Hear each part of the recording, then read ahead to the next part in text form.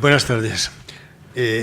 Todos los temas que tocamos normalmente en la tertulia histórica son extraordinariamente interesantes, pero cuando llega alguno relacionado con Valencia, con su historia, pues es lógico que tengamos siempre una mayor simpatía en relación con él. Sin embargo, respecto al tema de hoy, yo sobre lo que quiero poner la atención o el acento es sobre el personaje. El padre Jofré evidentemente pertenece a esa miríada de hombres generosos y mujeres generosos y extraordinarios que dan la vida por los demás, que dan su sacrificio, sacrifican su vida por los demás. Pero es una figura que a mí siempre me ha fascinado, porque estas gentes que dedican su vida a otros, a los más menesterosos, a los pobres, al tercer mundo, siempre tienen al final un punto de compensación en la gratitud que perciben, incluso a veces seguro que veneración, de aquella gente a la que ayudan. Pero el padre Jofré eso no lo podía esperar de aquellas gentes a las que ayudaba. Entonces, lo único que podría él tener como satisfacción propia estaría en lo más profundo de su espíritu, porque no podía percibir, porque no la podían manifestar la gratitud en aquella gente a la que él estaba dedicando su vida. Es por ello por lo que siempre me ha parecido una figura extraordinariamente fascinante y desde luego muy atractiva. Seguro que hoy, aparte de hablarnos de la institución, también nos hablarán de este personaje tan singular y lo único que tenemos que hacer ya es escuchar con atención. Pues muchísimas gracias por esta presentación.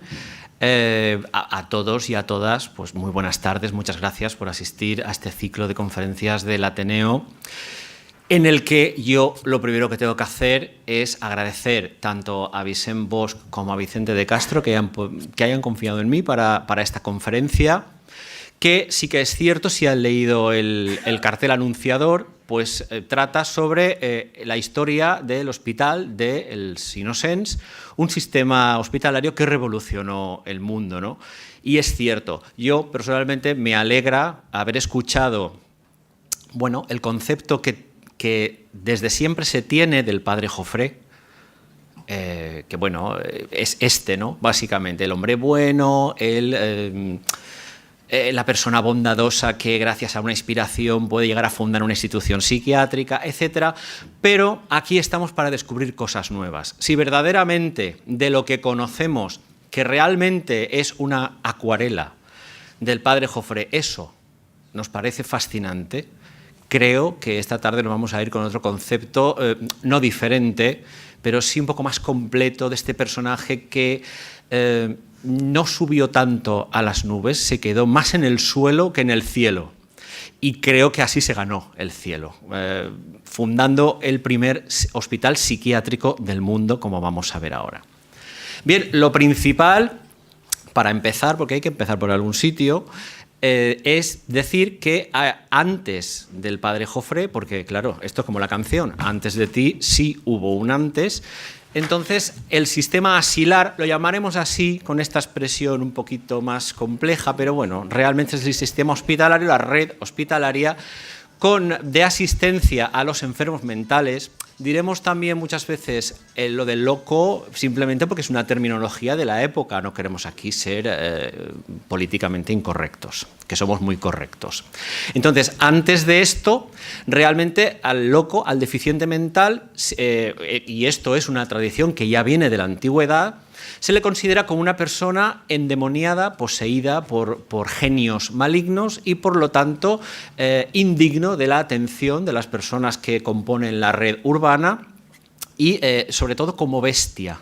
Es una bestia, realmente la privación de la razón es asimilable a las bestias. En muchas ocasiones veremos que a estas personas lo que se les hacía era exhibirlas, cuando no se las recluía, se las exhibía.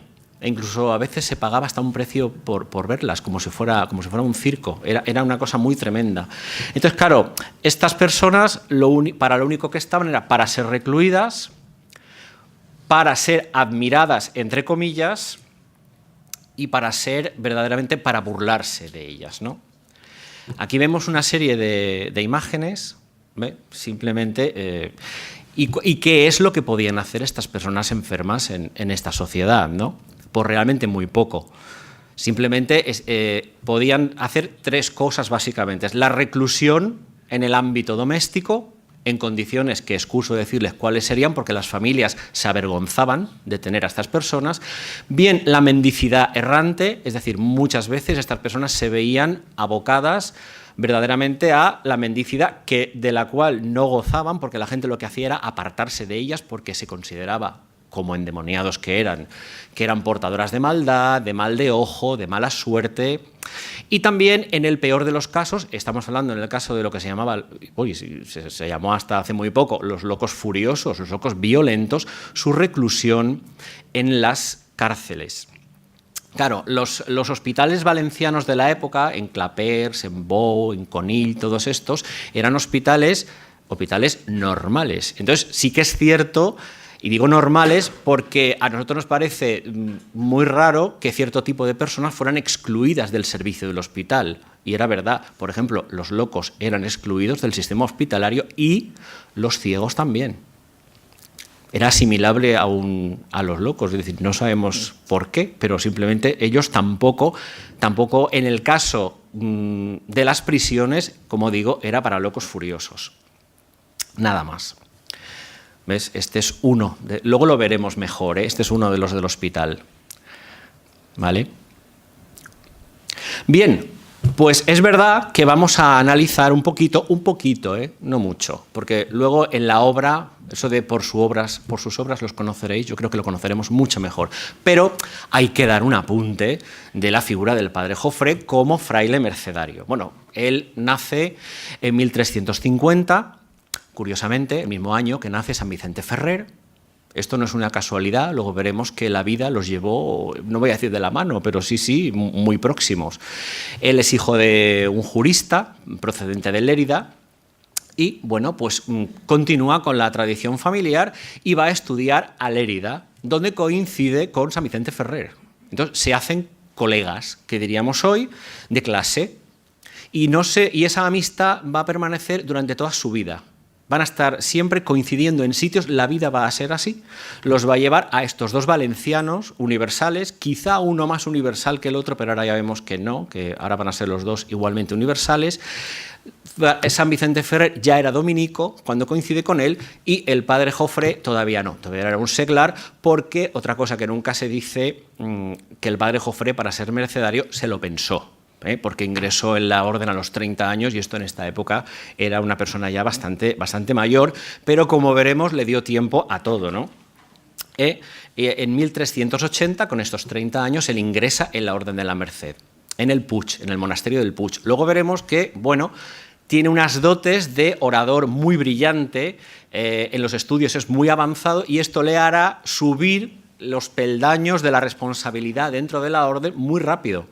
Entonces, lo vemos que será comendador del convento de Lérida, también será comendador del convento del Puig, luego se le nombra definidor de la provincia de Francia, pese a serlo ya definidor de la provincia de Valencia. O sea, va acumulando cargos, que como sabemos todos los cargos son cargas, por eso se llaman así, y hasta que finalmente en 1408 es comendador del convento de la Merced de Valencia, que para los que les gusta esto del callejero y todo esto, el convento de la Merced más o menos estaba en el solar que hoy ocupa la Plaza de la Merced, donde plantan la falla de la Merced, pues más o menos ese solar, eso lo ocupaba el antiguo convento de la Merced hasta la desamortización. Bien, el padre Jofré, pues de lo que se caracterizó fue por ser un incansable viajero, es decir, no le dolían prendas y eso, aparte de su inteligencia, le valió el gestionar por las cortes europeas, como por ejemplo Borgoña y Perpiñán, su labor de monje mercedario de redención de cautivos. Participó activamente en los problemas de la corte de Aviñón, lo del cisma de Occidente, donde además coincide con San Vicente Ferrer una vez más. Los dos lucharán juntos por el cisma de Occidente, un dominico y un mercedario valencianos. Fueron figuras capitales. Luego, claro, también conocemos por esta faceta de viajero y de fraile mercedario, dedicados a la redención de cautivos, que él estuvo en Granada en el año 1400 donde fue recibido por el rey Mohamed V. Recordemos que el reino nazarí de Granada todavía existía y existirá hasta 1492. Bueno, pues en 1400 él lo visita y es muy probable que allí conociera esta institución para enfermos mentales que luego veremos con más detenimiento, ¿no? Luego, en 1410, funda un asilo, un hospicio para niños abandonados. Es curioso porque en la misma fecha San Vicente Ferrer funda el Colegio de los Niños de San Vicente Ferrer. Estos dos iban, ya te digo, eran pim y pom siempre. Siempre para las grandes obras se lo consultarán todo, se cartearán, se inspirarán a la vez y mira tú por dónde, que cada uno lo hará en un sitio, ¿no? Hasta que finalmente el padre Jofré pues, muere en el Puig en 1417. ¿Veis? Aquí lo vemos a San Vicente predicando, ¿verdad? Este es un cuadro que hay en el monasterio del Puig. Y aquí esta es la tumba, el sarcófago del padre Jofré, que está, simplemente lo pongo, primera porque está en el Puig y la segunda porque fue sufragado por la Diputación de Valencia, simplemente por considerarlo una persona que ayudó en lo social a Valencia. No porque fuera un personaje solamente ilustre, porque fuera santo la Diputación, somos el Ajuntament d'Ajuntaments, somos todos. Entonces, la Diputación lo pagó simplemente por considerarlo que había hecho un beneficio enorme a las personas de Valencia y de su reino. Esto es muy importante. No entenderíamos la figura del padre Jofré si por sus actos no obedeciera a lo que fue su orden. De hecho, siempre decimos la Orden de la Merced y ya está, abreviamos mucho, pero realmente se llama Real, Celestial y Militar Orden de la Merced. Fue fundada en Barcelona por San Pedro Nolasco en colaboración con su confesor, Fray Raimundo de Peñafort, que además fue jurista, es patrón de los juristas. Y esta orden se caracteriza por, en lugar de tener 3 votos, castidad, pobreza y obediencia, como tienen prácticamente todos los institutos religiosos, pues tiene un 4º voto, que es castidad, pobreza, obediencia y ofrecerse en prenda por la redención de cautivos. Esto es una cosa muy curiosa y se hace precisamente obedeciendo a las necesidades de la época, porque recordemos que los ataques de piratas y de musulmanes no solamente se circunscribirán a la Edad Media, los piratas berberiscos estuvieron navegando y dominando el Mediterráneo y dándonos muchos sustos por la costa hasta el siglo XVIII. Entonces esta orden realmente era una orden muy necesaria realmente. Los monjes, los frailes, lo que hacían era se cambiaban por los presos, en prenda, esperando que para ellos llegase el rescate en oro, normalmente, que debería llegar por el cautivo. Era una cosa muy noble y muy alta. Por eso los tuvo en tan alta consideración el rey Jaime I, porque con él llegaron a la conquista, lo ayudaron en la conquista de Mallorca y en la conquista de Valencia. Bueno, la otra orden favorita del rey Jaime era el Císter, no nos olvidemos tampoco, pero sí. Sabemos que, como he dicho antes, el padre Jofré viaja a Granada en 1400. Y este viaje, creo, nunca se habla de él. Nadie sabemos que el padre Jofré viajó a Granada. Pues no fue por turismo, fue precisamente a negociar una partida importante de cautivos de los musulmanes y en este viaje para él fue muy trascendental. Allí conoció un establecimiento, de hecho se lo presentó el mismo rey, Mohamed V, bueno, entonces se llamaba Muhammad, pero vamos, lo vamos a llamar así cristianizado para que nos entendamos. Le enseñó un establecimiento que se llamaba el Maristán. Y enseguida se me quedan todos con una cara de sepia. Maristán, ¿qué es? Bueno, Maristán realmente es un hospital. Es un término, es una terminología persa que sobrevive en el occidente europeo gracias a los musulmanes. Allí conoce este establecimiento en el que hay asilados dementes, o sea, enfermos mentales a los que los musulmanes cuidan. ¿Y qué es lo que le sorprende al padre Jofré? Le sorprende el edificio, le sorprende el hecho de que le sorprende realmente la gestión y le sorprende sobre todo el enfoque que le dan a la enfermedad. Recordemos que él viene de un sitio en el que a los enfermos mentales se les considera bestias, se les considera endemoniados, portadores de mala aventura, de mala suerte, terrible. Y sin embargo, aquí, en el mundo musulmán, descubre que el enfermo mental es asimilable, o sea, la locura, por así decirlo, es asimilable a un estado de infancia. Es decir, desposeído, o sea, de capacidad jurídica. Simplemente eso. Y precisamente por eso es objeto de caridad y de compasión. Un giro completamente brutal el que se tenía en el mundo musulmán. Claro, precisamente por ser objeto de esa caridad y de esa compasión, una de las formas que tiene el mundo musulmán, bueno, y el nuestro también, de ejercer esa caridad y de ejercer ese cuidado es la fundación de hospitales o la fundación de obras pías, la donación de obras pías para el mantenimiento de estos hospitales. Pues, 1, 2, 3, respondo otra vez, el Maristán de Granada era una fundación real. Era una fundación, tampoco se nos vaya a olvidar, y no lo vamos a tratar aquí porque no estamos en un monográfico, de manifestación de poder, es la politización de la salud, ¿no? Pues aquí pasaba lo mismo, era un acto de prestigio fundar un hospital para enfermos mentales, en este caso Maristán.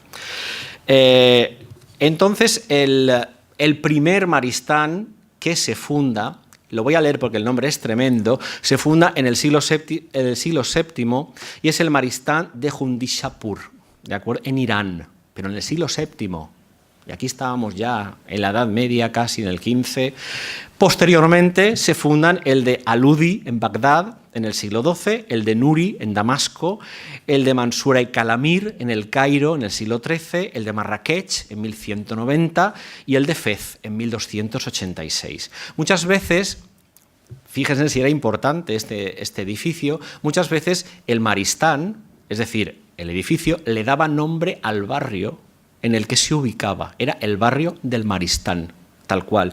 Y de ello tenemos constancia por los viajeros románticos, ingleses o franceses, que viajaron a estos sitios y nos dejaron unos grabados como este, por ejemplo, que es de Alberto Pasini, que es el pórtico del Maristán de Quilayum, por ejemplo. Este, que es de George Ebers, que es la vista del Maristán de Calaún en 1878. Esto es el pórtico del Maristán. Luego, y este, que también estaba, de David Roberts, que es al fondo, la mezquita del Maristán del Cairo, porque los hospitales también tenían su propia mezquita, por supuesto. Este es de 1839. Ya en la península ibérica, aquí hemos visto los modelos de prestigio que, por supuesto, el mundo musulmán va a importar a la península cuando ellos se instalan aquí. Aquí hubo muy famoso en el siglo XII, que es el Maristán de Algeciras. El Maristán de Algeciras es del siglo XII. Fue importantísimo porque además venían de todos los países musulmanes del arco mediterráneo a estudiar allí y a vivir allí para enseñarse de la calidad de los maestros que había en Algeciras. De este complejo no les puedo enseñar nada porque no queda nada, pero se conoce su existencia y que también dio servicio hasta el siglo XIV. Probablemente el padre Jofré ya no lo conoció, lo conocería de oídas. Pero de todas formas, el más importante de todos en esta época, y es a lo que vamos, es el Maristán de Granada, que es el que conoce el padre Jofré. Este es el plano del Maristán de Granada, es ese cuadradito más grande que está señalado con un 1. Este es el plano, ahora actualmente no queda nada, claro, pero es el espacio que ocupaba junto a la Cuesta del Darro, eso que baja así tipo carretera, eso es el río Darro, y lo construye, como digo, es una fundación real, lo construye el rey Mohamed V y está en funcionamiento en 1367, es decir, que cuando el padre Jofré lo conoce, lleva 33 años en funcionamiento este establecimiento. Esto es bastante importante. Aparentemente no tiene ninguna cosa especial, es un edificio rectangular, ¿de acuerdo? Pues de 2 plantas, por cierto. La fachada está orientado de este a oeste. En la fachada de este a oeste tiene 10 habitaciones y en la sur 7 habitaciones. Es decir, en el ala norte tenía una portería y en total había 64 habitaciones. Se podían alojar 64 personas, que esto para la época era mucho, Entonces, estas recreaciones, esto es una reconstrucción virtual. ¿de acuerdo? Yo tengo que agradecer a Antonio Almagro, que fue en el año 2009 director de la Escuela de Estudios Árabes de Granada, que me facilitara estas reconstrucciones, porque ahora lo que queda son ruinas, ¿de acuerdo? Esto es la portada por la que el padre Jofré entró al Maristán de Granada a conocerlo, y esta es una reconstrucción virtual del interior. Nos suena mucho, ¿verdad? O sea, un patio central con una piscina, ¿de acuerdo?, que pudo haber servido tanto para los baños de los asilados como para, como hacían los musulmanes, ¿no?, para tener más cerca del cielo, para estar siempre con la mente en el cielo, ponían un espejo en el suelo, y en este caso el espejo era el agua. Era una forma de meditar, ¿de acuerdo?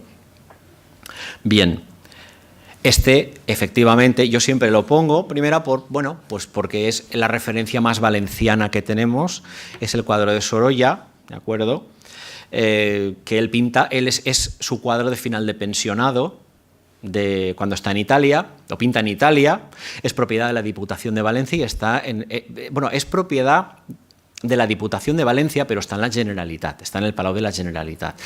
Esto narra realmente un episodio que tuvo lugar, y aquí sí que podemos, pues este realmente fue el germen de la fundación de este hospital.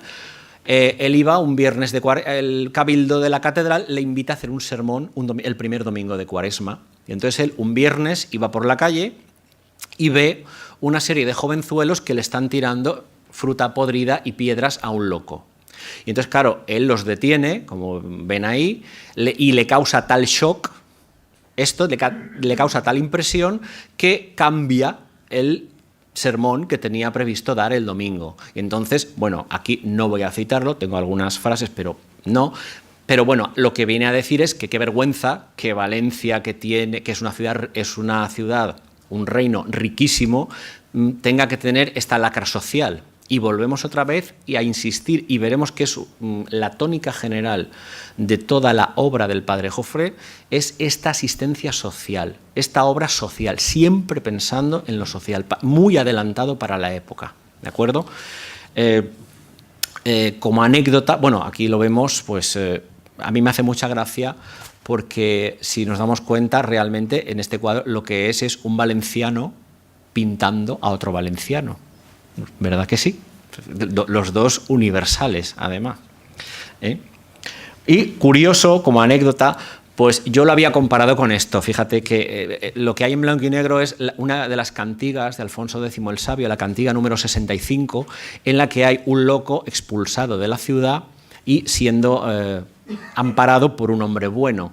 Realmente es un paralelismo, pues, que a mí lo encontré y me hizo mucha gracia, ¿no? Y años después Sorolla pues lo vuelve a pintar, ¿no? Estos son los bocetos que el que los quiera ver pues están en la Casa Museo Sorolla de Madrid. El padre Jofré, como figura efectivamente importante, pues ha tenido también su iconografía, ¿verdad?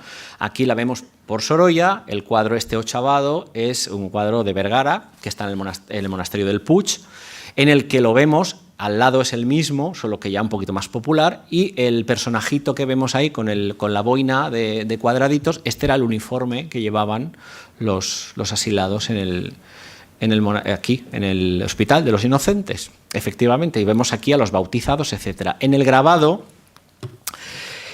grabado de Pascual Cucó, del siglo XVIII, también me ha hecho mucha gracia porque están parando a un niño que, no sé, le veo siempre un paralelismo con los niños de la Virgen de los Desamparados que tiene a sus pies. Delante tiene a unos musulmanes ya convertidos y detrás tiene el limosnero, luego lo veremos otra vez, que era uno de los oficios del hospital. La escultura, que hasta que la restauraron en 2009 todo el mundo nos creíamos que era de piedra, y no, es de hierro. Es una obra de José Aishá en 1886, que además tiene la gracia de que fue fundida en la Maquinista Valenciana, en la fábrica que hacía puentes y hacía torres y hacía de todo. Se fundió esta escultura. Actualmente, cuando las obras del jardín del hospital, está ahora mismo presidiendo la entrada del Hospital General, ¿de acuerdo? Y ahí la podéis tener. Vamos a ver el marco jurídico, ¿verdad?, de la fundación del hospital, porque aquí había que fundar. Entonces, este es el privilegio del 15 de marzo de 1409, en la que Martín el Humano concede las constituciones al nuevo hospital. Luego, Benedicto XIII, por supuesto, había que dar la bendición, por supuesto, le pone este hospital bajo la advocación de los santos mártires inocentes. He de decir que una de las particularidades del hospital de la fundación del Hospital de Valencia, esto lo volveremos a ver un poquito después, es que es una fundación laica. Ni interviene la corona, ni interviene la nobleza, ni interviene el clero, ni interviene nadie. Intervienen una serie de burgueses encabezados por Bernardo Salom, o sea, con pasta, que eran los que tenían encima judío conversos, pero que fundan este hospital, el hospital más famoso del mundo, ¿no?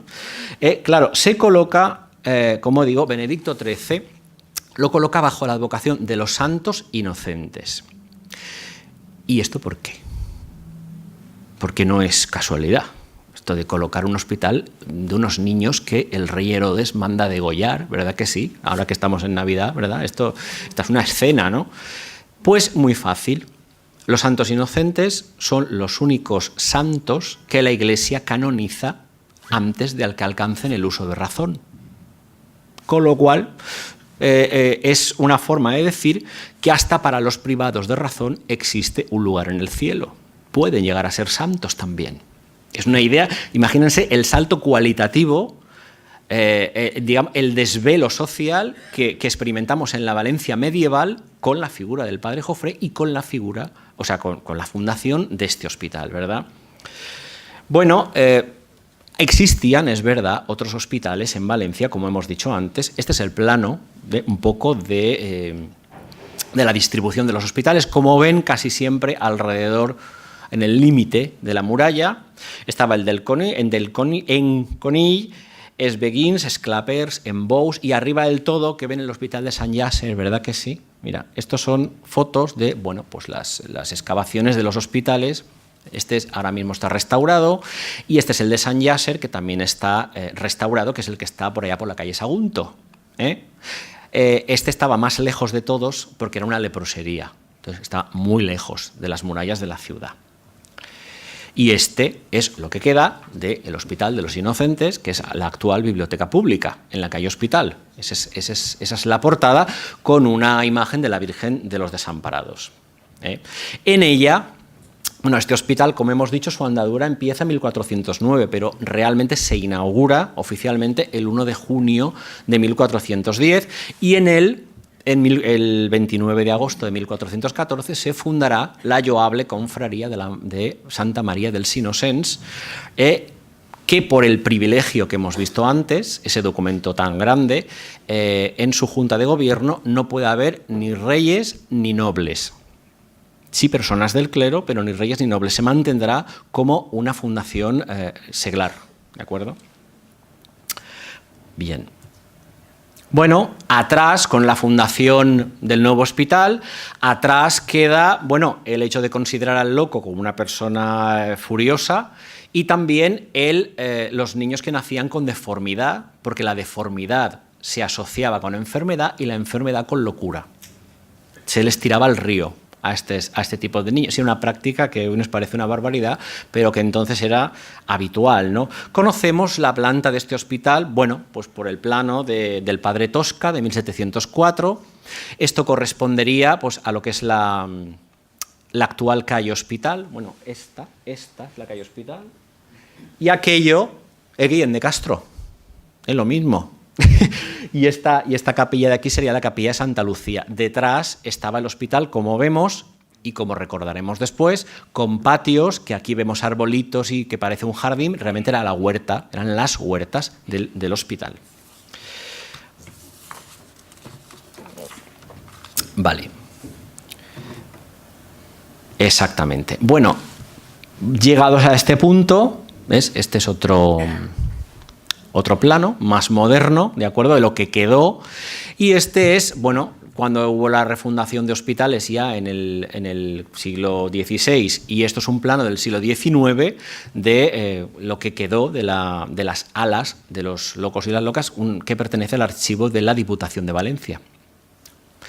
¿Qué tiene de original este hospital que se funda en Valencia? Porque aquí hemos hablado mucho y estamos ya cansados de sí, el primer hospital psiquiátrico del mundo, nosotros los primeros, no sé qué, sí, pero realmente no tenemos ni idea de lo que pasaba ahí, ni por qué, aparte de ser el primero, porque bueno, ser el primero es un mérito, ¿no? Pero luego tienes que mantener un prestigio, y este prestigio se mantuvo de sobra en este hospital. ¿Qué es lo que tiene de especial este hospital nuevo que se funda aquí? Primero, porque es una iniciativa de lo que podríamos denominar la sociedad civil. Lo fundan seglares, lo fundan laicos y encima judeoconversos. Esto es algo impensable para la época y sin embargo se consigue. El rey Martín el Humano lo consiente. Al que no podían acceder ni la nobleza ni el clero, recordemos, ni la corona. Por otro lado, es el primer, y eso los valencianos lo tenemos que decir con la boca grande, no con la boca chica, con la boca grande. Es el primer manicomio o la primera institución que trata exclusivamente a los enfermos mentales. No hospitales que además tuvieran enfermos mentales u hospitales que funcionasen como prisión para los enfermos mentales. Es el primero que específicamente se funda para controlar y curar las enfermedades mentales. Luego, también fue famoso hasta el incendio del siglo XVI, por su reconocida excelencia médica, que los tratamientos se consideraban aptos e idóneos, los que se aplicaban aquí, para la época, por supuesto, en un edificio que se hacía específicamente para ellos, confortable y adecuado para los asilados. Luego, muy importante, se eliminaron o nunca existieron lo que se denominan los elementos de contención. Los grilletes, las cadenas, las jaulas, solamente se reservaban para los locos furiosos y siempre como sistema de protección de la propia persona, porque estaban acolchados. Es decir, no se les encerraba como castigo, sino que se les inmovilizaba para que no se autoinfligiesen ningún daño. Esto también es una cosa absolutamente impensable en la época, ¿no?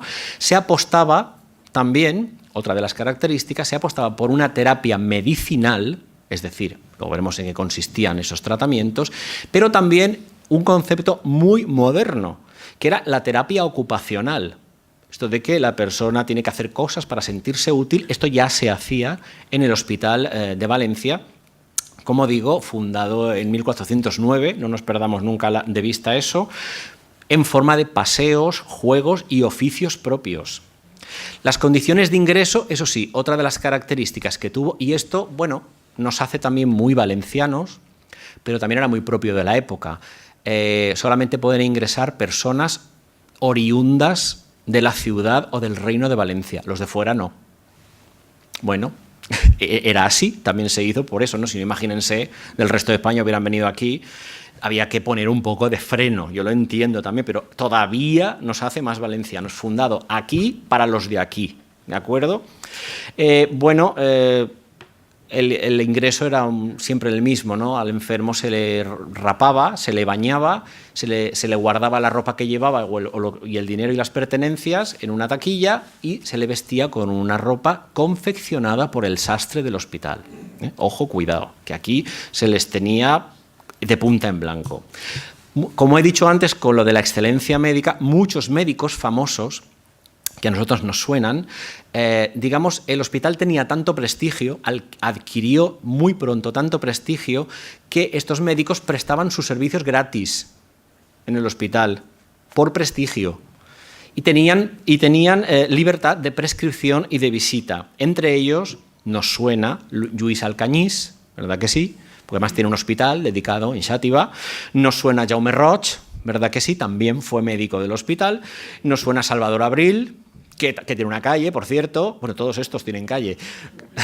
Jaume Roig, imagínate, ¿no? Está ahí la calle ahí cerca de Blasco Ibáñez. Pues toda esta gente, Bartolomé Martí, toda esta gente fueron médicos, que eran lo mejor que había en la época, médicos que prestaban sus servicios en el hospital. Y volveremos a hablar una vez más de esta excelencia porque otra característica del hospital, por vez primera en la historia de la medicina, se habla de la necesidad de atender a las personas ingresadas lo antes posible. Es decir, cuanto antes se ataje la enfermedad, mejor. Y esto también ocurre aquí por primera vez.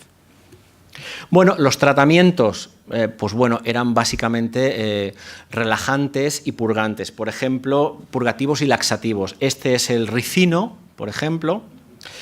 Esta es la dormidera, el papaver somniferum, que esto se administraba en forma de infusión y en forma de jarabes.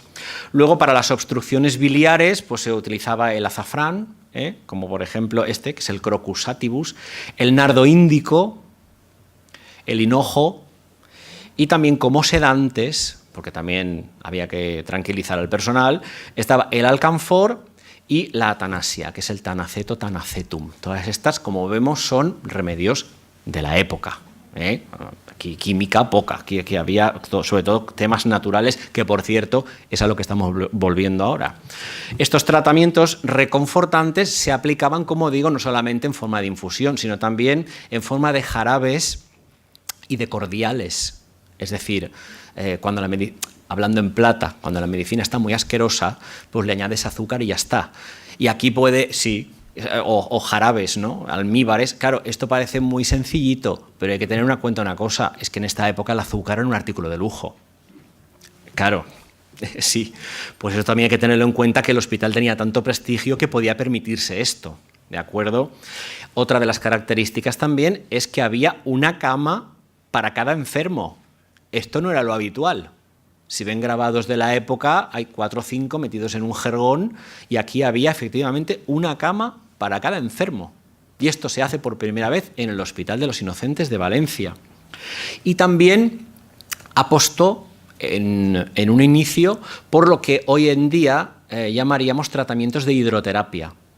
Cuando la gente no se lavaba, a esta gente, a los asilados, se les hacían baños calientes porque el hospital disponía de sala de calderas para calentar el agua y luego llenar las bañeras y a los enfermos poderlos calmar. Nosotros no estamos tan así y ya nos calma un baño caliente, ¿verdad? Pues imagínense a estos, ¿no? Pues más todavía. Claro, también hay que decir que la medicina moderna resalta lo que hemos dicho, la terapia ocupacional. Pero en este caso, además, también hay que tener presente otra cosa. El trabajo de las personas que estaban en el hospital tenían que realizarlo porque su estancia no era gratuita. No estamos todavía tan avanzados. Esto llegará ya en otro siglo, ¿no? Entonces, los enfermos tienen que ayudar. Esta terapia ocupacional, además, servirá para el mantenimiento del hospital. Entonces, los hombres... Habrá una división del trabajo por sexos, por supuesto. Los hombres se dedicarán al trabajo en el campo. Este que vemos aquí está con su hucha para pedir limosna. Y también hacían reparto de pan y trabajos mecánicos, ¿de acuerdo? Las mujeres lo que se dedicaban era al hilado de la estopa y del lino, que además constituían una gran fuente de ingresos para el hospital, y las labores en los corrales, ¿no? De limpieza y en los establos. Luego, también, claro, nos han explicado siempre las cosas en compartimentos estancos, pero nunca todo junto. Estamos viendo que de momento vamos hablando de una sola cosa y ya hemos metido al padre Jofré, al sistema asilar valenciano, pionero en Europa. Bueno, pues todavía va a surgir otra cosa dentro del seno de este hospital, como es la cofradía de la Virgen de los Desamparados, el origen de la advocación. Muy nuestra, muy valenciana, surgirá ahí.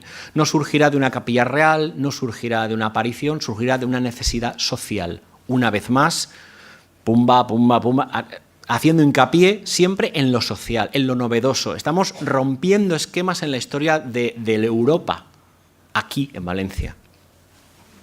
Y muchas veces tanto complejo que tenemos, no entiendo por qué. Bueno, pues en el 11 de marzo del año 1413, Bueno, pues un tal Juan Rodella hace un sermón en la capilla del hospital y dice que bueno, que bueno sería tener una cofradía que velase un poco por estas personas, que además pudiese tener capacidad para recaudar limosnas, para ampliar en la asistencia social, etcétera. Bueno, pues este Lorenzo Salom, que hemos dicho antes, que era de los fundadores y además presidente de la Junta del Hospital, se va a pedirle al rey que le conceda la fundación de esta cofradía, cosa que le concede, y el Papa Benedicto XIII además le concede este privilegio de fundación de cofradía, titulándose desde entonces Nostra Dona Santa María dels Innocents. Bien, entonces Alfonso el Magnánimo, ya en 1416, les concede el privilegio de tener una imagen labrada, para que se pueda venerar, ¿no? Ya en 1493, por privilegio de Fernando el Católico, se permite que esta Virgen se denomine Virgen de los Desamparados, que es un poco como la conocemos ahora. Era tan importante esta cofradía y tan importante el sitio de donde surgió y adquiere tanto prestigio en poco tiempo, que amplía los servicios esta cofradía. Ya no solamente se dedica, o sea, se puede permitir el lujo, además de atender bien a sus asilados, de ampliar servicios, y atiende, por ejemplo, bueno, por supuesto desde el principio, a los dementes, niños expósitos, acordémonos de los niños abandonados. Desde 1441 atiende a las mujeres de la mancebía, ¿de acuerdo? Algo absolutamente revolucionario. O sea, a las señoras prostitutas las atiende una cofradía religiosa. Esto era debido también a que, como aquí siempre hemos ido a por lo más grande, bueno, pues también teníamos el burdel más grande de Europa, que estaba en el barrio del Carmen. Claro, imagínense, niños, sífilis, de todo. Entonces también se atendía a estas mujeres, y a las mujeres además, en la Edad Media. Esto es mucho adelanto, ¿eh? Luego, desde 1448, también se atiende a los ahogados, muertos no identificados o desamparados, y desde 1536 también se hace una obra benéfico-social para atender a doncellas huérfanas. Es decir, las que no tienen dote para casarse, la cofradía les ofrece este dote, ¿no? Esta imagen realmente es un boceto preparatorio de Jaume Descalç, en la que se ve a la Virgen de los Desamparados siendo la tapa del ataúd o bien de los cofrades difuntos o bien de estas personas que morían sin amparo y sin nada. Realmente ella era la última que les acompañaba en este último viaje. Esto es un boceto preparatorio para un socarrat, ¿de acuerdo? La imagen tendrá diferentes formas de representarla. Mira, esta es la Virgen de los Desamparados. Una visión libre, ¿verdad? Están los niños que con unos garfios intentan asirse a la Virgen. Esta también es ella, que lo sabemos porque esta está en la fachada de la basílica. Vemos a los dos niños con cirios encendidos, porque ellos son la luz de Cristo, y bajo hay un cadáver amortajado, que es lo que ellos atendían, la cofradía atendía. Esta es una muy bonita que me ha parecido, porque no es muy conocida, y esta está en Algemesí. Es del siglo XVI y es la Virgen de los Desamparados. Es una visión libre. Luego tenemos esta, que ya la conocemos, simplemente la he puesto por el detalle de que por detrás de la cabeza todavía se le asoma el almohadón en el cual ella iba acostada. Lo que pasa es que está de pie, ¿verdad? Y esta, que pertenece al Hospital General, me ha parecido muy bonita porque es muy completa, de hecho. La primera porque bajo de todo, si se fijan, está el asa para manejarla mejor en la base, y también las joyas, por no poderlas poner todavía en tela, se las ponen en unas varillas, ¿verdad? Va así todo puesto como en un muestrario, ¿verdad? Pues es muy curioso. La Virgen en este sentido, bueno, pues sabemos que la Virgen hasta 1631 no se pone de pie. Siempre estaba acostada, y en 1647 se le hace por primera vez una procesión y sale de pie la Virgen. Entonces ya se queda más o menos como estamos, como está ahora, quiero decir. Bien, El modelo asilar, y aquí también quiero romper una lanza en favor de Valencia, lo habrán oído muchas veces, porque a mí me lo dice mucha gente. Pero ¿realmente somos en la primera institución psiquiátrica del mundo? Respuesta, sí. Sí. Veremos que en Europa nos disputan, sobre todo Inglaterra, el Hospital de Santa María de Belén, fundado en 1547. Hasta ahora querían ser los primeros, el primer hospital psiquiátrico del mundo. Se funda en la época de Enrique VIII, curiosamente una época en la que había mucha influencia española por la mujer de Enrique VIII y porque luego su hija se casó con Felipe II, de España. Luego pasó lo de la Invencible y se nos olvidó. Pero sí.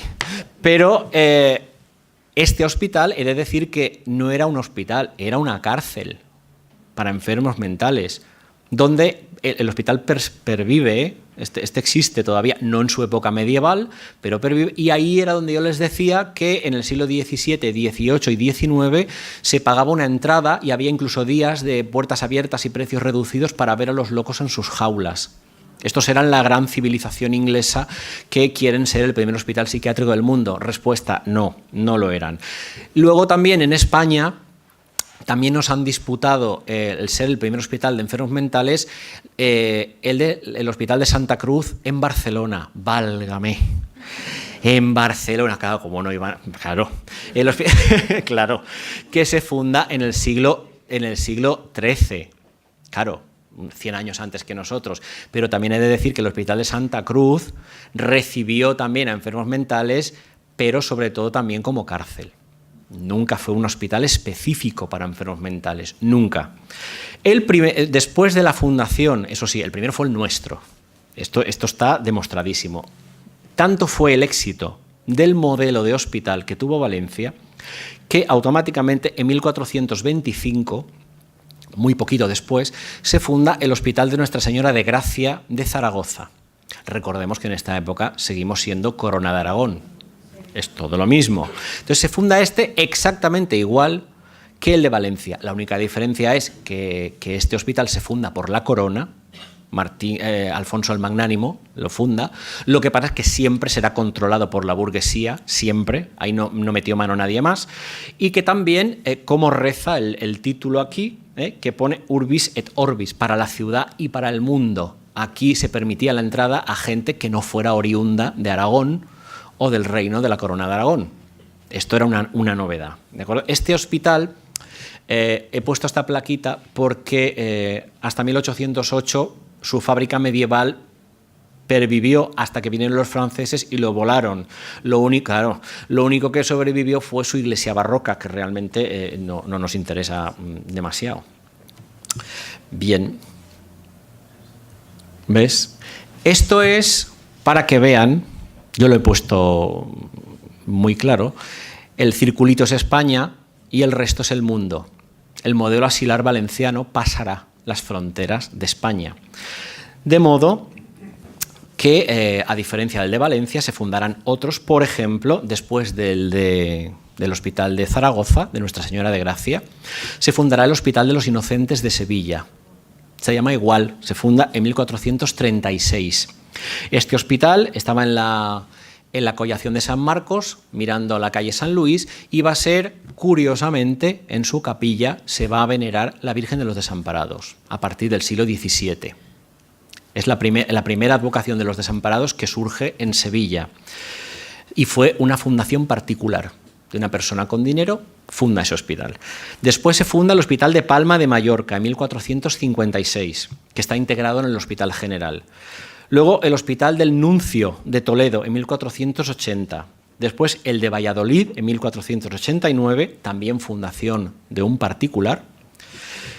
Luego el Hospital de Granada, recordemos que ahí estaba el Maristán, en 1527, ya más tardecito, que había sido fundado por los Reyes Católicos en 1511, y el Hospital Real de Madrid, que lo funda Felipe II, también muy sensibilizado con este tema. Pero vemos aquí América. Bueno, recordemos que éramos un imperio, no se nos olvide. Entonces, esta influencia saltará al Nuevo Mundo en la figura de Bernardino Álvarez. Bernardino Álvarez fundará en México, en 1567, la Orden de los Hipólitos. Los Hipólitos son frailes en aquella época asimilables a los de San Juan de Dios, que se dedicaron a recoger de las calles a los enfermos mentales y a meterlos en hospitales. Claro, ¿y qué tiene que ver este señor? Que era una cosa yo que me preguntaba. ¿Qué tiene que ver Bernardino Álvarez con México y con la fundación de un hospital psiquiátrico? Claro, Bernardino Álvarez era de Utrera, en Sevilla, y vivía en Sevilla, y conoció el hospital de Sevilla, que además estaba, que no lo he dicho antes, estaba especializado en hidroterapia. Además, era la particularidad de la casa. Lo mismo que aquí eran los trabajos, la terapia ocupacional, allí era la hidroterapia. Y este hospital para los dementes de Sevilla llevaba 131 años fundado cuando el señor Bernardino Álvarez funda el suyo en México. Y 158 años después del de Valencia, que también se lo pensaron. También existió, curiosamente, este es lo que queda del hospital de San Hipólito. Está todavía en pie, ¿eh? Esto es lo que queda. También se fundó para locas, claro, para mujeres. Aquí no había separación por sexo, solo para hombres. También esta es un cuadro muy gracioso que está en el Museo Nacional del Virreinato, en el que bajo de todo hay un cuadradito verde que pone locas, ¿verdad que sí? Este será las componentes del Hospital de Santa Ana, que se funda para ellas, ¿de acuerdo? Por iniciativa de un particular, José Sayago, ¿de acuerdo? Luego, bueno, veremos que también existe el Hospital para Enfermos Mentales del Salvador de la Canoa, también en México, y luego veremos que se van fundando el de San Martín en Veracruz, Santa Cruz en Oaxaca, Santa María de Belén en Perote y San Roque en Puebla. Recordemos también, y esto lo digo siempre a título anecdótico, porque no forma parte de las fundaciones para enfermos mentales, que en 1582 se funda el Hospital de Nuestra Señora de los Desamparados en México, que será la primera casa cuna de América. Yo no sé si tenemos algo que ver, a mí me da que sí, porque recordemos que la vocación de los desamparados también estaba en Sevilla, de donde venía este señor, que además a su hospital, no sé si por casualidad o no, lo titula Hospital de Convalecientes y Desamparados de San Hipólito. Si es que está todo conectado. Rascamos un poquito y lo encontramos todo, ¿de acuerdo? Seguirán las fundaciones en América, San Andrés en Lima, San Juan de Dios en Santiago de Chile, Santa Bárbara en Sucre, en Bolivia, el Manicomio de Guatemala, en Guatemala, y el Hospital de San Pablo en Caracas. Cierto es que en el viejo continente, y estamos ya en el siglo XVIII, tardísimo, el siglo de las luces, aquí todavía el loco fuera de las fronteras era una persona que había que recluir y había que tener, sobre todo los hospitales eran centros de reclusión y de castigo, y sobre todo de exclusión social, que es a lo que vamos. Y estamos en el siglo de las luces. Este, por ejemplo, es un grabado de Franz Messerschmitt, poco complicado, pero bueno, pero hasta el mismo Goya nos pinta el interior de un manicomio. Que son, de verdad, era un problema bastante acuciante. Pero no será hasta el siglo de las luces, como digo. Por ejemplo, esta es la denominada Torre de los Locos y es el manicomio de Viena. Este manicomio lo funda junto con la Casa de los Orates en Praga, los dos los funda José II en 1784. Fíjense, 1789, la Revolución Francesa. Pues se lo pensó. 1784 funda este manicomio que hasta ahora pasaba por ser el primero de Europa. Eso es muy tarde, el siglo XVIII. Entonces, funda curiosamente, pasando por ser el primer manicomio, quitando de la construcción circular, estaban especializados en tratamientos de hidroterapia, no habían sistemas de contención para los asilados y, eso sí, había una habitación para 2 enfermos, pero es que las habitaciones tenían 12 metros cuadrados, quiere decir que son más grandes casi que las de ahora de los hospitales. Y esto era la novedad y por eso querían ellos ser, cuando los tratamientos de hidroterapia ya los teníamos aquí, cuando los sistemas de contención, la eliminación de los sistemas de contención ya los teníamos aquí, 300 o 400 años antes, en fin. Es cierto que el sistema valenciano llegará incluso a ser famoso. Mira qué guapo, este es Philippe Pinel, cuando en 1791, ya en el 93 será el guillotinamiento de la reina María Antonieta, con lo cual se acaba la monarquía. En el 1791 el Comité de Mendicidad de París encarga a Giuseppe Iberti un informe, porque ellos quieren hacer manicomios en París modernos, ya lejos de las instituciones benéficas de la monarquía, que eran consideradas algo caduco y algo que no servía para nada. Quieren hacer algo bueno. Pues le encarga este informe a Giuseppe Iberti, que lo que hace es estudiar las instituciones que se habían creado antes y que tenían prestigio. ¿Y dónde se va Giuseppe Iberti? A Valencia. Se va a buscar el modelo de Valencia, por supuesto. Se lo encarga a este señor, que es Philippe Pinel, que fue director del manicomio de la Salpêtrière y de Bicêtre, son 2 hospitales, y este señor lo que hace es un viaje de estudios a España y para en Zaragoza. En Zaragoza que había el Hospital de Gracia de Zaragoza, que había sido fundado a imagen y semejanza del de Valencia. Él, en su tratado médico-filosófico sobre la salud mental, que lo edita en 1801, él piensa que el estado de locura empieza con una melancolía, un delirio parcial, sigue por una demencia o un debilitamiento intelectual generalizado. Luego llegamos al idiotismo, esto era forma de pensar de la época, hasta una demencia aguda que en muchas ocasiones necesita también de estos sistemas de contención. Pinel ha pasado a la historia universal de la medicina, porque en sus establecimientos, tanto de Bicêtre como la Salpêtrière de París, que era el manicomio, eliminó estos sistemas de contención de los enfermos mentales. Esto ya lo habíamos hecho aquí en 1409, tampoco... Pues él pasó a la historia por eso. En este cuadro, por ejemplo, de Antoine Robert Fleury, de 1795, pues se ve a Pinel visitando la Salpêtrière, los locos sin sistemas de contención. Es más, y esto sí que, y con esto acabo, no se asusten, pues él en su tratado médico-filosófico sobre la salud mental escribe lo siguiente: todavía tenemos que envidiar a la nación vecina, España se refiere, un establecimiento, se refiere al manicomio, que no sabré alabar debidamente y que es superior a todos los de Inglaterra y Alemania. La España tiene abierto en Zaragoza un asilo para locos de todos los países, de todos los gobiernos y de todos los cultos, con esta sencilla inscripción: Urbi et Orbis. La experiencia más constante ha enseñado en este hospital que sus tratamientos son los más seguros y eficaces para curar a un loco. ¿Y esto de dónde venía? De aquí. Quiero decir, uno de los grandes especialistas de la salud mental, 300 años después, está alabando un modelo que creamos nosotros. ¿De acuerdo? Es decir, hay esta clara referencia al Hospital de Zaragoza, está remitiéndonos al tratamiento y funcionamiento del Hospital de Valencia. Luego, en realidad, lo que está alabando este especialista es un tratamiento digno y, sobre todo, un reconocimiento de su eficacia. Pues, si les parece, como también hemos empezado un poquito tarde, yo acabo mi disertación aquí. Espero, como hemos dicho, cerramos el ciclo.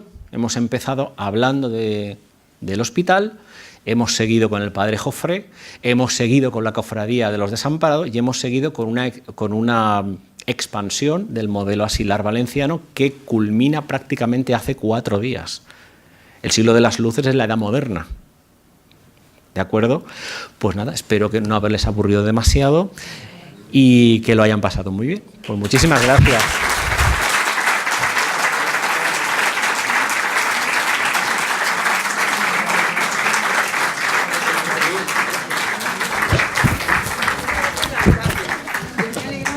Muchísimas gracias, Juan José. La verdad es que todos salimos de aquí mucho más sabedores de la historia del padre Jofré, que, como tú bien has dicho, es un poco desconocido por los valencianos y que ya gracias a tus enseñanzas, pues a partir de ahora, por lo menos para los que estamos aquí, ya no va a ser así. La verdad es que considero que la exposición que ha hecho Juan José ha sido muy interesante, muy aclaratoria, y ahora, como es nuestra razón de ser en nuestro ciclo de tertulias, pues abrimos un turno de preguntas.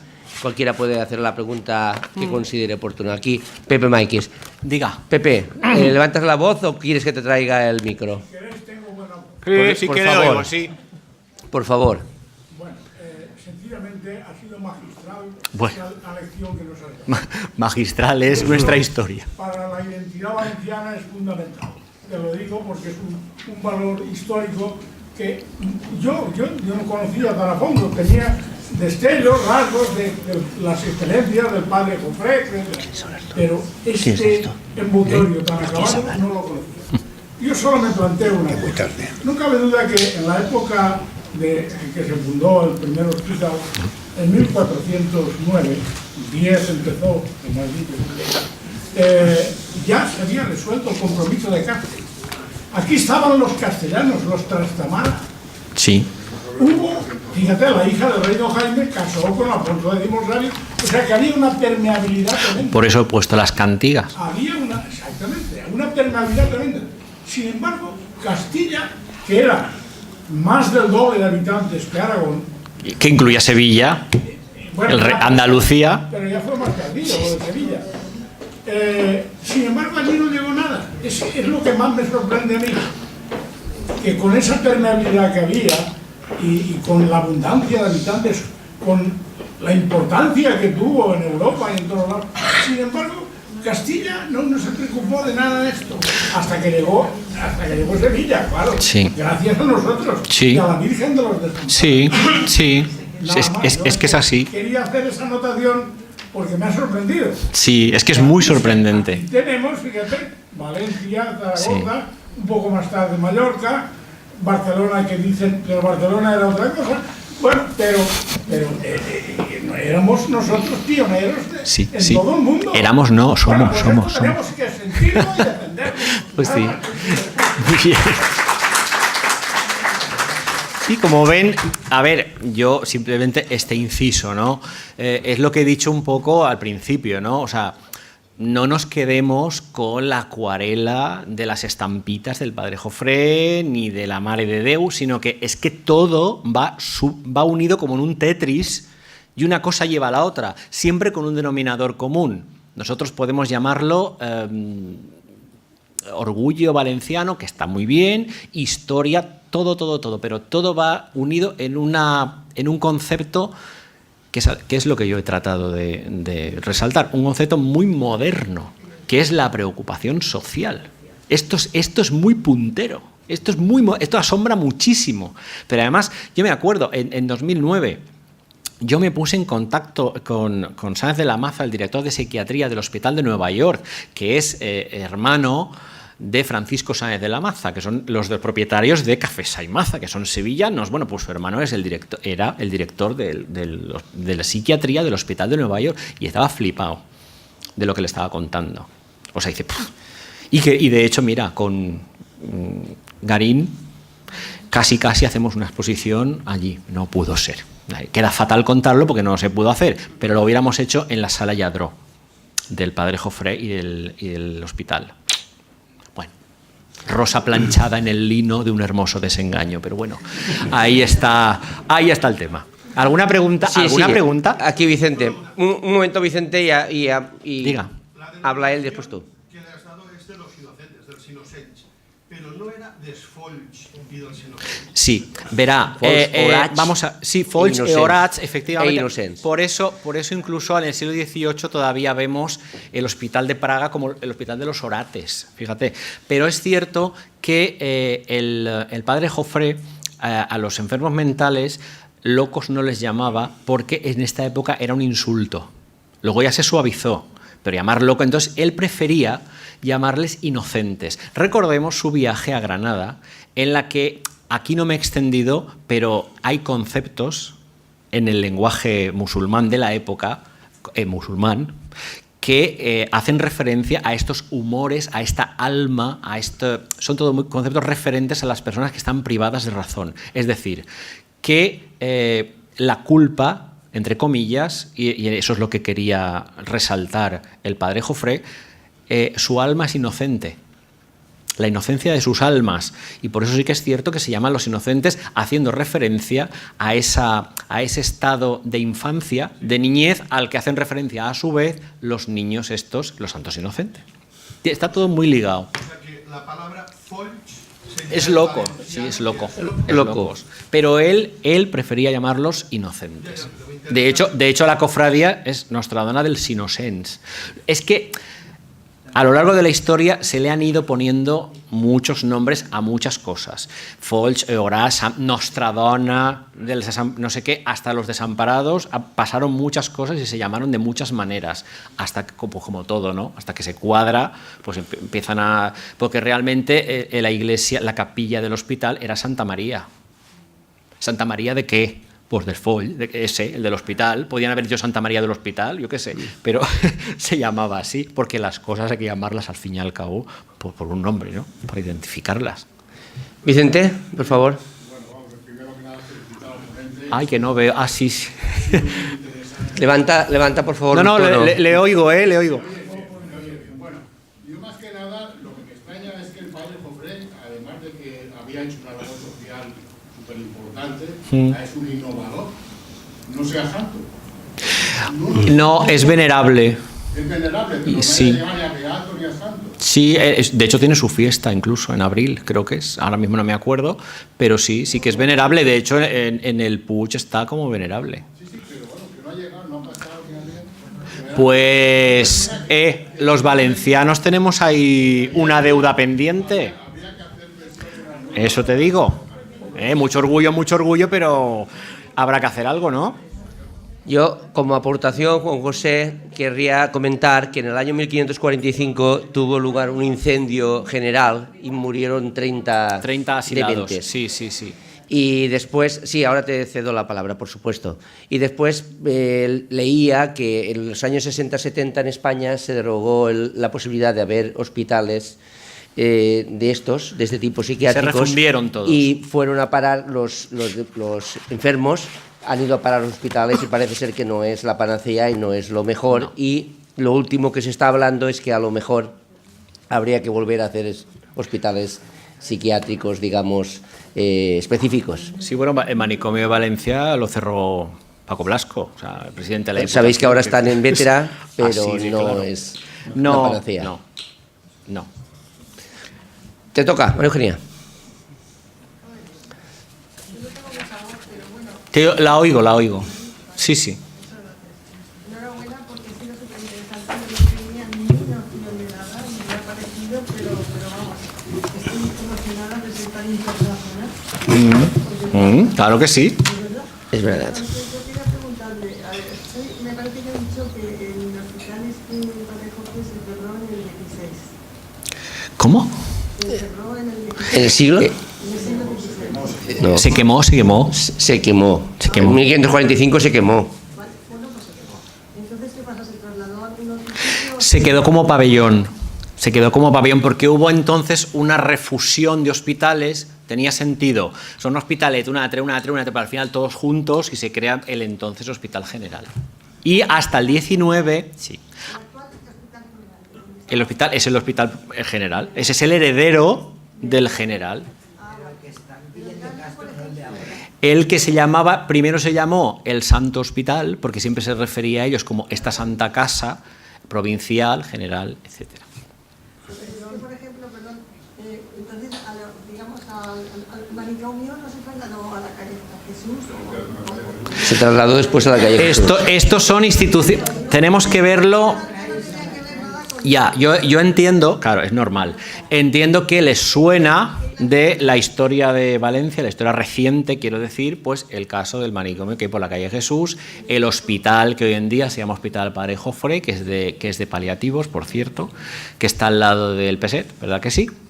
Bueno, pues esto estaríamos hablando del sistema hospitalario contemporáneo. que no tratamos aquí.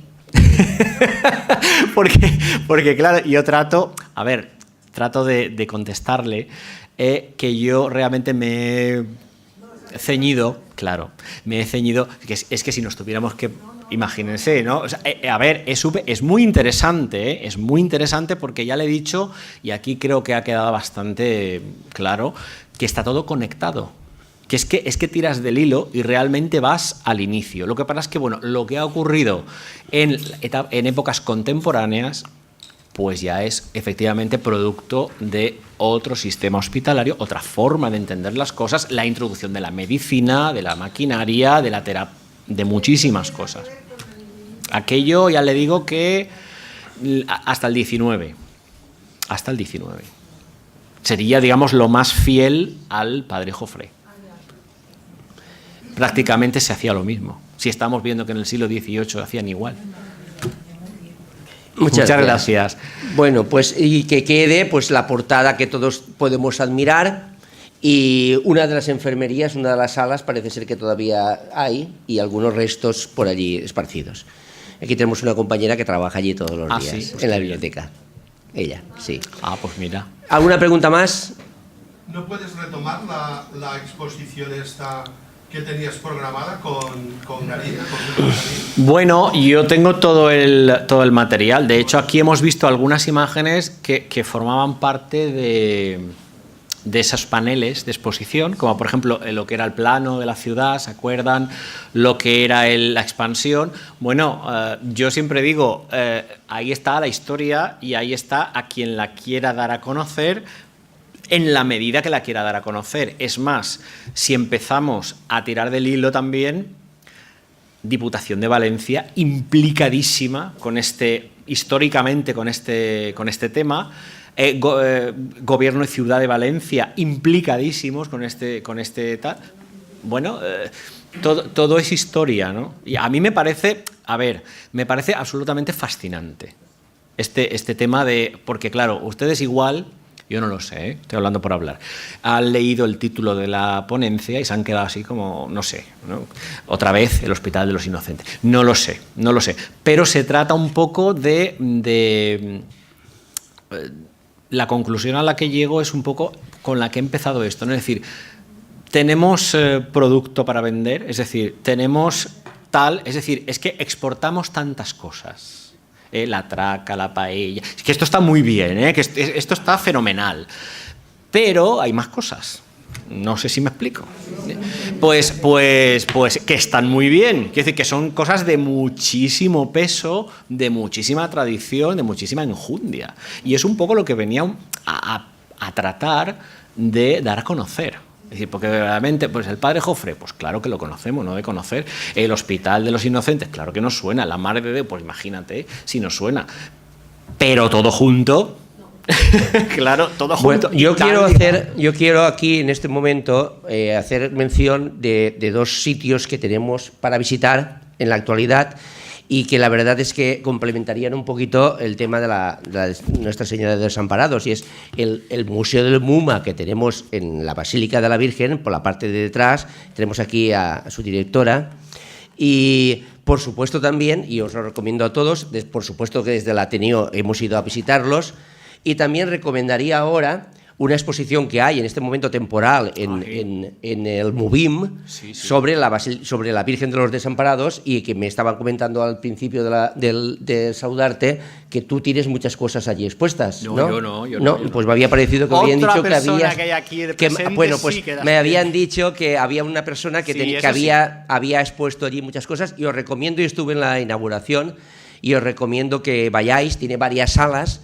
Y la verdad es que considero que es una oportunidad única de ver muchas cosas que se han llevado.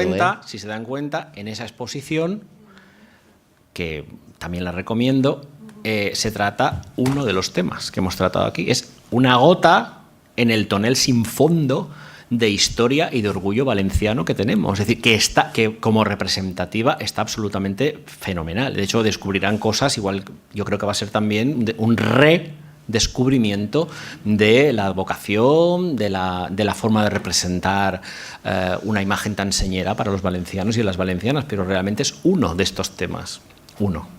Pero hay que ir. Ángel. Solamente comentar, yo creo que junto con esta Junta de Ciudadanos, a la vez desarrolló todo un sistema de financiación y ahí intervino Médico. el tema de los... Hay un médico. Yo siempre lo pregunto si hay algún médico entre el público. Ay. Yo podía contar algo de lo que fueron... Claro, claro. No, lo que pasa es que sí que parece que de paso yo creo que permitió de todo ese desarrollo, todo un sistema de financiación, o sea, a base de fiestas de toros, espectáculos públicos. Que yo lo esbozo más o menos, pero no sé si hay de eso, si se creó ya en ese momento o fue muy posterior. Ay, Yo creo que de ahí se originó precisamente los sistemas, pero ¿se refiere usted al hospital? No, el hospital básicamente de lo que se en su origen, que es un poco aquí lo que tratamos. En su origen se nutría, aparte de las donaciones de particulares, también como hemos esbozado un poquito, del trabajo de los propios asilados que pagaban su propia manutención.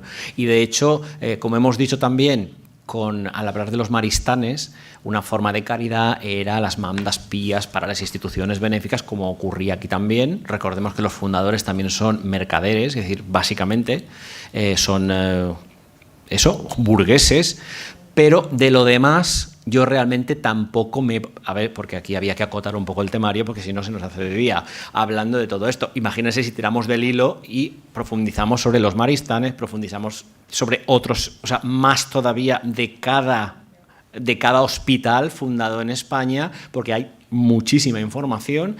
Había que acotar de alguna manera, pero yo a lo que me he centrado es fundamentalmente eso, que el hospital tuvo además la novedad de ser autosuficiente o de procurar serlo con esta labor ocupacional, con esta terapia ocupacional, en la cual además era pionero. Aquí, por favor. Cuando el Hospital General se hizo cargo de la Diputación, ¿fue cuando el Hospital General? Antes no. Historia moderna. Aquí tratamos una cosa es historia, otra es periodismo. La Diputación mantenía el Hospital General. Sí, no, la Diputación... Y la mantiene. Efectivamente, la Diputación... Fíjese, como anecdotita, donde está ahora la exposición, que es el solar del antiguo hospital, ese también museo de la Diputación. Es la Diputación, el MUBIM.